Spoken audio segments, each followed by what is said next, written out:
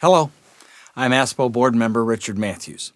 I want to take a few moments to speak with you about the upcoming CSA Critical Needs Referendum.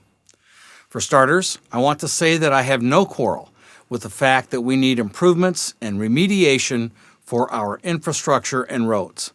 We are an aging community, and we must recognize that proper maintenance has been neglected for far too long. I also want to say that we must have parity and fairness in the solution we build to pay for this.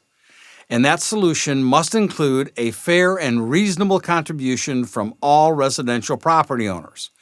After all, we use the roads and the infrastructure and enjoy the natural beauty of this place. If you use it and enjoy it, you should pay for it. But so should everyone else.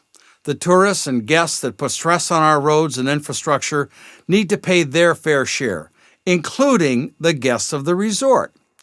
And the folks that use the trolley, for which we pay the complete cost, should be paying for it, or at least part of it. And to be fair, we need to have an increased contribution from those entities whose guests also put stress on our infrastructure and roads, the Marriott timeshares, and other properties that enjoy access to sea pines. If everyone else is bumping up their taxes, they can do so as well.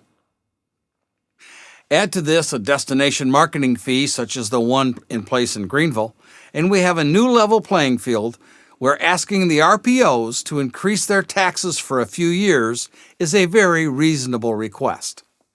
I want to be clear that we are not asking the resort or commercial interests to pay more than they currently are offering. The 25 basis points amounts to a rounding error for the resort, and getting the other commercial interests to pay on square footage is a worthy effort, though still short of the full 1% of real revenue they owe. But this is all good enough from the business interests if they just allow a pass-through of payments and fees by all of those folks that use our roads and infrastructure. And oh, by the way, any referendum must have a sunset provision. It only makes sense for citizens to require ongoing justification for raising our taxes. A referendum should set the specific need, set the budget, and stick to it.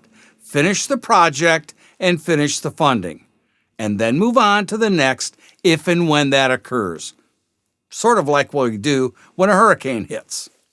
And yes, if that means a referendum every time we need major funding, then so be it. So what if the current referendum is defeated? What then? A very fair question. Charlie Miner asked what our plan is. What do we think should happen? Well, here's what we do. We start by ignoring the CSA board members. They have proven completely incompetent when it comes to handling financial matters. In my recent blog post, I detailed their failings. It is as if they think that being pure of heart excuses incompetence.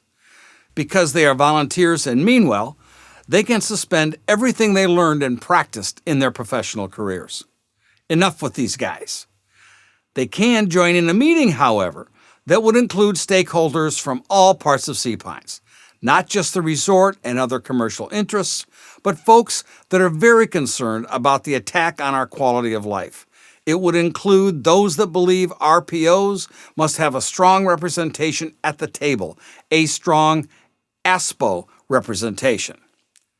The idea is simple. Use agreements in lieu of covenants to build a working model for our financing and governance going forward. Not unlike the secret gate agreement, but transparent and open for all to see. Sort of a Sea Pines Plantation cooperative enterprise plan, if you will. We can wind up with a referendum that will successfully exceed the 75% hurdle rate required for passage. So I strongly suggest that you vote no on this referendum. We can and we must come up with a more fair and reasonable solution in the interests of all Sea Pines Class A RPO members. We have a real financial plan. We have a viable governance alternative. We have a better path forward. We can do better. Thanks again for your time and interest.